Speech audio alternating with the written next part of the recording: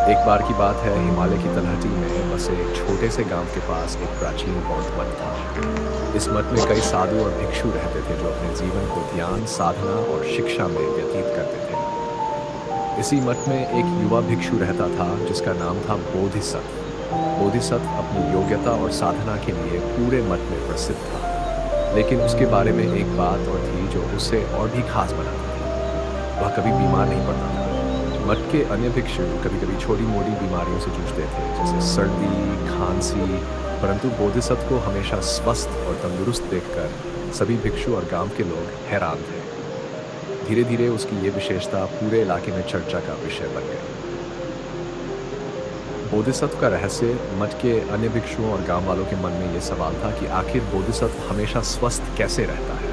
क्या उसके पास कोई जादुई मंत्र है या वह कोई खास औषधि का सेवन करता है? क्या उसके ध्यान और साधना में ऐसा कुछ खास है जो उसे बीमारियों से बचाए रखता है?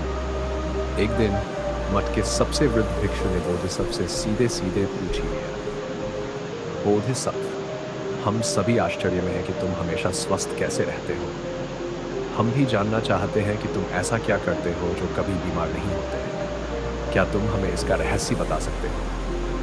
बोधिसत्व मुस्कुराया और विनम्रता से उत्तर दिया, ये कोई बड़ा रहस्य नहीं है। मैं बस जीवन के कुछ सरल नियमों का पालन करता हूँ जो न केवल शरीर को स्वस्थ रखते हैं बल्कि मन और आत्मा को भी शुद्ध करते हैं।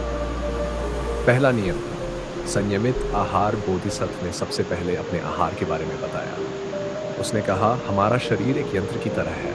जैसे यंत्र को सही मात्रा में तेल और ईंधन चाहिए, वैसे ही हमारे शरीर को सही मात्रा में और सही समय पर भोजन चाहिए। मैं कभी आवश्यकता से अधिक भोजन नहीं करता और हमेशा पौष्टिक और ताज़ा खाना ही खाता हूँ। बोधिसत्व ने कहा कि वह दिन में केवल 2 बार भोजन करता है, एक बार सुबह और एक बार दोपहर में। उसका भोजन सादा होता था, जिसमें ताज़े फल, सब्जियाँ, दाल और कभी-कभार चावल होते थे। वह भोजन को बहुत ध्यान से और शांत मन से खाता था, ताकि वह अपने शरीर की वास्तविक भूख को समझ सके और उससे अधिक न खा सके। उसने यही बताया कि वह भोजन के बीच में कभी-कभी पानी या हर्बल चाय पीता था, लेकिन कभी भी तला भुना या भारी भोजन नहीं करता था। उसने कहा, जब हम संयमित और संतुलित आहार का पालन करते हैं तो हमारा शरीर स्वाभाविक रूप से स्वस्थ रहता है। दूसरा नियम, नियमित ध्यान और प्राणायाम। बोधिसत्व का दूसरा नियम था नियमित ध्यान और प्राणायाम। उसने कहा, हमारा मन और शरीर आपस में गहराई से जुड़े हुए हैं। अगर हमारा मन शांत और स्थिर है तो शरीर भी स्वस्थ रहता है, और अगर मन में अशांति है तो उसका प्रभाव शरीर पर भी पड़ता है। बोधिसत्व ने बताया कि वह हर दिन सुबह और शाम ध्यान करता था। ध्यान के माध्यम से वह अपने मन को स्थिर करता और विचारों की अशांति से बचता था। उसने कहा, ध्यान केवल मानसिक शांति देता है, बल्कि यह शरीर की ऊर्जा को भी संतुलित करता है। ध्यान करते समय मैं अपनी श्वास पर ध्यान केंद्रित करता हूँ और ये मुझे वर्तमान क्षण में जीने का अनुभव कराता है। प्राणायाम के बारे में बात करते हुए बोधिसत्व ने कहा, श्वास हमारे जीवन की सबसे महत्वपूर्ण प्रक्रिया है, और अगर हम इसे सही तरीके से नियंत्रित करें तो हम अपने शरीर को स्वस्थ और रोग मुक्त रख सकते हैं। मैं रोज सुबह कुछ प्राणायाम करता हूँ, जैसे अनुलोम विलोम और भ्रामरी, जो मेरे फेफड़ों को मजबूत रखते हैं और रक्त प्रवाह को संतुलित करते हैं। तीसरा नियम, शरीर की नियमित देखभाल। बोधिसत्व का तीसरा नियम था शरीर की नियमित देखभाल। उसने कहा, हमारे शरीर को ध्यान और साधना की तरह ही देखभाल की जरूरत होती है। अगर हम नियमित रूप से अपने शरीर का ध्यान रखें तो ये हमें रोगों से बचा कर रखेगा। बोधिसत्व रोज सुबह मठ के आसपास की पहाड़ियों पर टहलने जाता था। उसने कहा, प्रकृति के साथ समय बिताना मेरे लिए सबसे बड़ा व्यायाम है। मैं रोज सुबह और शाम पहाड़ियों पर चलता हूँ। ये न केवल मेरे शरीर को सक्रिय रखता है, बल्कि मुझे ताजगी और ऊर्जा भी प्रदान करता है। बोधिसत्व ने कहा कि वह हमेशा शरीर की स्वच्छता का भी ध्यान रखता था। वह नियमित रूप से स्नान करता था और अपने शरीर को शुद्ध रखने के लिए प्राकृतिक तेलों और जड़ी बूटियों का उपयोग करता था। उसने कहा, स्वच्छता भी स्वास्थ्य का एक बड़ा हिस्सा है। जब हमारा शरीर साफ रहता है तो हमारे शरीर में विषाक्त तत्वों का संचय नहीं होता और हम बीमारियों से बचे रहते हैं। सकारात्मक विचार। बोधिसत्व ने चौथे नियम के बारे में बात की, सकारात्मक विचार। उसने कहा, हमारे विचार भी हमारे स्वास्थ्य पर गहरा प्रभाव डालते हैं। अगर हमारे विचार नकारात्मक, तनावपूर्ण और भय से भरे होंगे तो इसका सीधा असर हमारे शरीर पर पड़ेगा। बोधिसत्व ने कहा कि वह हमेशा सकारात्मक सोचता था और किसी भी परिस्थिति में धैर्य और करुणा बनाए रखता था। उसने कहा, जब हम अपने मन में अच्छे और सकारात्मक विचारों को पालते हैं, तो हमारा शरीर भी ऊर्जा से भर जाता है। क्रोध, ईर्ष्या और तनाव हमारे शरीर के लिए विष का काम करते हैं, इसलिए मैं हमेशा अपने मन को शांत और करुणा में रखता हूँ। पांचवा नियम प्राकृतिक चिकित्सा बोधिसत्व का पांचवा और अंतिम नियम था। प्राकृतिक चिकित्सा। उसने कहा, प्रकृति में हर बीमारी का इलाज मौजूद है। अगर हम सही तरीके से प्राकृतिक जड़ी बूटियों और औषधियों का उपयोग करें, तो हम बीमारियों से दूर रह सकते हैं। बोधिसत्व ने बताया कि वह हमेशा प्राकृतिक जड़ी बूटियों का सेवन करता, जैसे अदरक, हल्दी, तुलसी और शहद। उसने कहा, इन जड़ी बूटियों में प्राकृतिक गुण होते हैं जो हमारे शरीर की प्रतिरोधक क्षमता को बढ़ाते हैं और हमें बीमारियों से बचाते हैं। धम्मानंद ने आगे समझाते हुए कहा कि प्राकृतिक चिकित्सा का उपयोग करना बहुत सरल है, लेकिन हमें इसका सही ज्ञान होना चाहिए।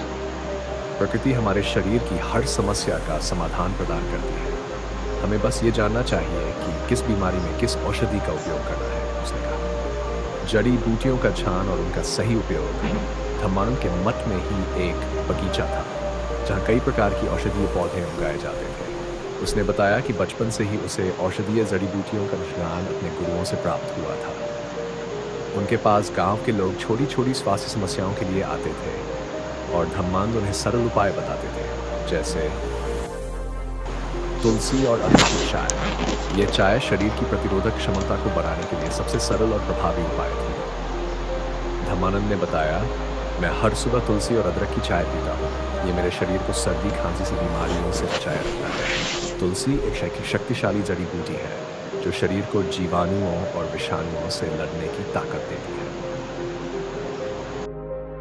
हल्दी वाला दूध। हल्दी में प्राकृतिक एंटीसेप्टिक गुण होते हैं और ये शरीर के अंदरूनी अंगों को स्वस्थ रखते हैं। धम्मानंद ने कहा, रात में सोने से पहले मैं हल्दी वाला दूध पीता हूँ। इससे शरीर की रोग प्रतिरोधक क्षमता बढ़ती है और शरीर के अंदर सूजन कम होती है। तुलसी और नीम का उपयोग। धम्मानंद ने कहा कि वह नियमित रूप से नीम और तुलसी की पत्तियों का सेवन करता था। नीम को वह प्राकृतिक रोग निरोधक मानता था। नीम की पत्तियों का रस शरीर को शुद्ध करता है और खून में मौजूद विषाक्त पदार्थों को दूर करता है। हर महीने मैं एक दिन नीम की पत्तियों का रस पीता हूँ। ये शरीर को अंदर से शुद्ध करता है और त्वचा को चमकदार बनाता है। उसने बताया, शरीर का शुद्धिकरण और उपवास। बोधिसत्व ने शरीर को शुद्ध रखने के लिए उपवास को भी एक महत्वपूर्ण साधन माना। उसने कहा, उपवास करना केवल धर्म और साधना के लिए ही नहीं है, ये हमारे शरीर की सफाई के लिए भी आवश्यक है। जब हम उपवास करते हैं तो हमारे शरीर को समय मिलता है कि वह अंदर से खुद को साफ कर सके। धम्मानंद ने हर महीने एक बार उपवास करने का नियम बनाया हुआ था। इस दिन वह केवल पानी, नींबू पानी और कभी-कभी हर्बल चाय पीता था। उसने कहा, उपवास के दौरान मैं ध्यान करता हूँ और अपने शरीर को विश्राम देता हूँ। इस प्रक्रिया से मेरा शरीर हर बार नई ऊर्जा से भर जाता है। प्रकृति के साथ समय बिताना। धम्मानंद का मानना था कि प्रकृति के साथ समय बिताना भी शरीर और मन को स्वस्थ रखने का एक महत्वपूर्ण तरीका है। उसने कहा, प्रकृति में रहकर हम उस शांति और ऊर्जा को प्राप्त करते हैं जो हमें बीमारियों से दूर रखती है। जब हम प्रकृति के बीच होते हैं तो हमारा मन स्वतः ही शांत हो जाता है और शरीर में सकारात्मक ऊर्जा का संचार होता है। धम्मानंद हर सुबह सूर्योदय से पहले उठता और मठ के पास की पहाड़ियों में टहलने जाता। उसने कहा, प्राकृतिक वातावरण में सांस लेने से शरीर और मन दोनों को स्फूर्ति मिलती है। पहाड़ियों पर चलना मेरे लिए एक ध्यान की तरह है, जिससे मुझे आंतरिक शांति और शक्ति मिलती है। क्रोध और चिंता से दूर रहना। धम्मानंद का मानना था कि हमारे मानसिक स्वास्थ्य का सीधा असर हमारे शारीरिक स्वास्थ्य पर पड़ता है। उसने कहा, क्रोध, चिंता और तनाव हमारे शरीर के लिए विष के समान है। अगर हम इनसे ग्रस्त रहते हैं तो ये हमारे शरीर की प्रतिरोधक क्षमता को कमजोर कर देते हैं, जिससे हम आसानी से बीमारियों के शिकार हो जाते हैं। धम्मानंद ने बताया कि वह हमेशा अपने मन को शांत और स्थिर रखने की कोशिश करता था। किसी भी परिस्थिति में वह क्रोध या चिंता का शिकार नहीं होता था। उसने कहा, जब भी मैं किसी समस्या का सामना करता हूँ, मैं गहरी सांस लेता हूँ और और अपने मन को स्थिर करने का प्रयास करता हूँ। इससे मेरी चिंता कम हो जाती है और मैं अपनी ऊर्जा को सही दिशा में केंद्रित कर पाता हूँ। दिनचर्या में अनुशासन धम्मानंद का जीवन पूरी तरह अनुशासन में बंधा हुआ था। उसका मानना था कि एक अनुशासित दिनचर्या से ही शरीर और मन दोनों को स्वस्थ रखा जा सकता है। वह हर काम को एक तय समय पर करता, चाहे वह भोजन हो, ध्यान हो या विश्राम। उसने बताया, मैं सुबह सूर्योदय से पहले उठता हूँ, जिससे मुझे दिन भर के लिए ऊर्जा मिलती है। मैं हर काम को निश्चित समय पर करता हूँ और कभी भी अनावश्यक रूप से देर नहीं करता। अनुशासन ही हमारे जीवन को सही दिशा में ले जाता है। अंतर्मन की शुद्धता धम्मानंद का मानना था कि शरीर की शुद्धता के साथ साथ मन की शुद्धता भी आवश्यक है। उसने कहा, अगर हमारा मन शुद्ध नहीं है तो हम शारीरिक रूप से कभी पूरी तरह स्वस्थ नहीं रह सकते। हमें अपने मन को बुरे विचारों, क्रोध, ईर्ष्या और लोभ से मुक्त रखना चाहिए। धम्मानंद ने हमेशा अपने मन में करुणा और प्रेम को स्थान दिया। उसने कहा, जब हमारा मन दूसरों के प्रति दया और करुणा से भरा होता है तो यह हमें मानसिक शांति और आंतरिक संतुलन प्रदान करता है। इसी संतुलन से हमारा शरीर भी स्वस्थ और रोगमुक्त रहता है। बोधिसत्व की शिक्षा धम्मानंद की इन जीवन शैली और मानसिक शांति की शिक्षाओं ने मठ के अन्य भिक्षुओं और गांव के लोगों को बहुत प्रभावित किया। धीरे धीरे लोग उसकी बातों को समझने लगे और उसके द्वारा बताए गए नियमों को अपने जीवन में अपनाने लगे। मठ के अन्य भिक्षुओं ने भी धम्मानंद के साथ सुबह सुबह पहाड़ियों पर टहलना शुरू कर दिया। उन्होंने भी अपने भोजन में संयम बरतना और नियमित रूप से ध्यान करना शुरू किया। धम्मानंद की जीवन शैली का अनुसरण करते हुए धीरे धीरे मठ के सभी भिक्षु अधिक स्वस्थ और ऊर्जावान महसूस करने लगे। अंत धम्मानंद ने अपने जीवन के सरल और प्राकृतिक नियमों के माध्यम से न केवल खुद को स्वस्थ रखा, बल्कि मठ के अन्य भिक्षुओं और गांव के लोगों को भी एक स्वस्थ जीवन जीने की राह दिखाई। उसकी शिक्षा ने यह साबित किया कि बीमारी से मुक्त रहना कोई असंभव कार्य नहीं है, अगर हम संयम, अनुशासन और मानसिक शांति को अपने जीवन का हिस्सा बना लें।